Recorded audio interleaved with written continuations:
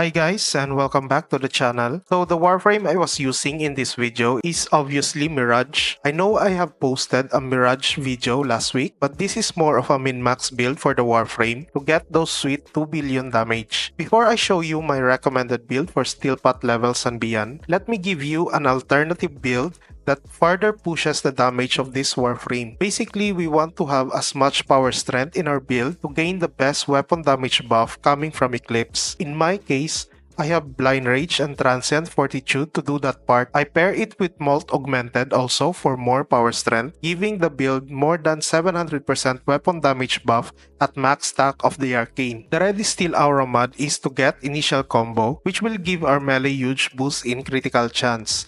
Then, Nira's Anguish and Nira's Hatred will give us plus 200% slam attack, which is one of the best or most important mod to boost our melee damage. Then I also pair it with Arcane Fury to further push the damage of the melee. While this build is melee oriented, it can still provide insane buff to your guns with a 738% weapon damage buff coming from Eclipse. Also, I would like to point out that I have full 5 stack of Violet Tauforge Archon shards with the increased melee critical damage. The stat bonus provided by the Archon shards gets doubled with my Mirage since I have more than 500 energy on my Warframe build. This gives the melee I am using almost 15 times critical multiplier, and this allows me to do insane damage with the Eclipse buff. Finally, Hall of Malevolence is just a personal choice, but I love the augment since it further pushes the damage of my Mirage. The augment is not worth it when you have 200% or below power strength, but if you can get 300% to 400% power strength in your build, then the damage boost is great. Before this, I have tried Gladiator mods to further push the red crit damage of my melee, but Hall of Malevolence just outdamaged that setup. In addition, I want to share that I also tried this Mirage build with the Breach Surge Subsume ability. You all know how broken Breach Surge plus Mirage Eclipse back then, and I was hoping to replicate this on this build. However, it's not optimal as I needed to sacrifice the min-max build I have to equip range mods, hence I decided to go with Radial Blind. This subsume ability got decent base 25 meters range, and another amazing feature about this is that enemies blinded by the skill will be susceptible to stealth damage multiplier. In most cases, Radial Blind can add 50 to 100 plus million damage when you hit an enemy blinded by this skill. My only problem with this is that Mirage is squishy and I'll be wasting a lot of energy casting Radial Blind for that extra damage. Also, Radial Blind doesn't work every time, especially against enemies with Overguard. That is why I sacrificed the extra damage boost and I subsume Omamori of Kome into the Warframe. Basically, this is a budget Mesmer skin that negates any incoming damage. Be warned though that after consuming a charm, it will have a short cooldown, so it's not a foolproof survivability setup. Omamori is enough as another layer of survivability paired with the shield gating and healing from the melee we are using. The weapon I'm using for this build is Sancti Magistar. This Incarnon weapon has the widest slam area, and the damage of Sancti Magistar becomes insane on its Incarnon form. Its evolved form not only gives melee damage, but also mobility and initial combo. The initial combo is great as we can get up to 9 times combo multiplier, allowing us to evolve the weapon quickly without using the light attacks to build up 6 times combo multiplier. The perks are also great as it gives attack speed, critical bonus, and slam radius to the weapon. And so far, this is one of the best, if not the best melee weapon in the game when it comes to clearing enemies fast. This is the final build I have for my Incarnon Sancti Magistar. For those who are asking why I choose to equip the Incarnon Genesis, well, it's pretty obvious since it got better stats compared to the vanilla Magistar. I did not go with the Amalgam Organ Shatter because I don't need the heavy attack wind-up anymore, and it's so much better to have Organ Shatter in the build for that extra critical damage multiplier. Both Organ Shatter and Gladiator Might are really great in boosting the critical damage of this setup, especially that I have maxed out Violet Archon shards. Not to mention that I also added Galvanized Steel for extra critical damage. Instead of adding Sacrificial Steel for red crit, I ended up using critical chance bonus from Galvanized Steel, this Rivian mod, and as well as the extra critical hit bonus I get from Gladiator Might per combo count. This build has enough critical chance to do red crit as you have seen earlier,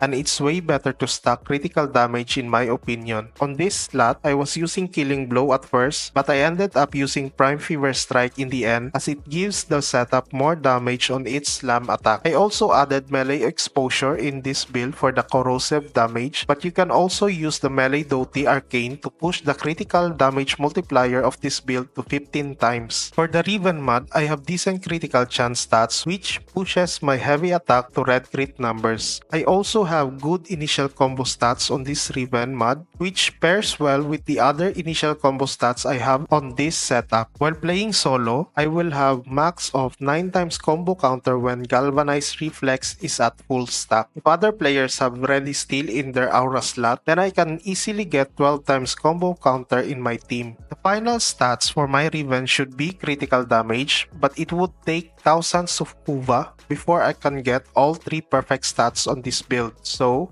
I'll be sticking with this Riven mod for now. In case you don't have a Riven mod, then Blood Rush is the best in slot as you can't equip Sacrificial Steel while you have this Galvanized mod. And mind you, the critical damage boost of Galvanized Steel is better, and having Blood Rush will give you red crit tier also, but not all red crit as your combo count will be at 7 times at max. Basically, a Riven mod is needed for this build to get better damage, but if you are fine with hundreds of millions, then you can still replicate this build setup. Finally, I equipped Dispatch Overdrive on my Exelos mod slot because I find TennoCon mods annoying for this build. The main goal is just to spam heavy slam attacks, but TennoCon requires you to use light attacks to activate its effect. It would be so much better if we can use the Dreamer's Wrath mod on this for the extra critical damage, but I won't be doing that since I don't like doing slow light attacks with this hammer.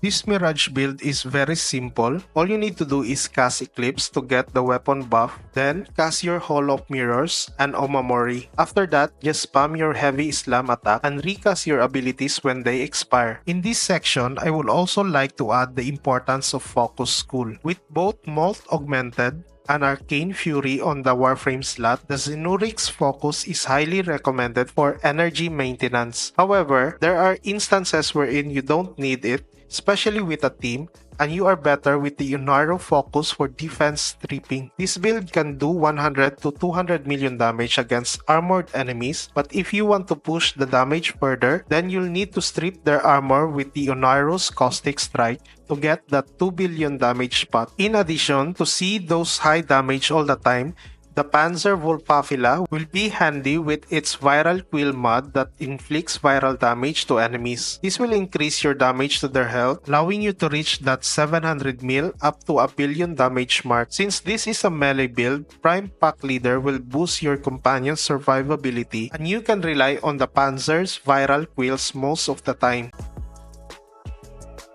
The short answer to this is no, because of the feature called Damage Attenuation. This limits the damage you deal with some enemies in the game, and even if you are dealing millions of damage with this setup, you can't one-shot all enemies, including those bosses like Archons and the Fragmented one. Most likely, you will need a multi-hit setup such as subsuming Sata's Whisper in the build, which is not applicable to this setup as Eclipse will be removed if you choose to subsume Sata's Whisper. That is why I also choose to have high weapon damage buff on my Mirage, so that I can use guns against those enemies with damage attenuation feature. So that's all about it. Before leaving, I humbly ask for your support again by simply liking the video and subscribing to our YouTube channel. Thank you so much for watching, and we hope to see you again in our next video. Squad Leader signing off.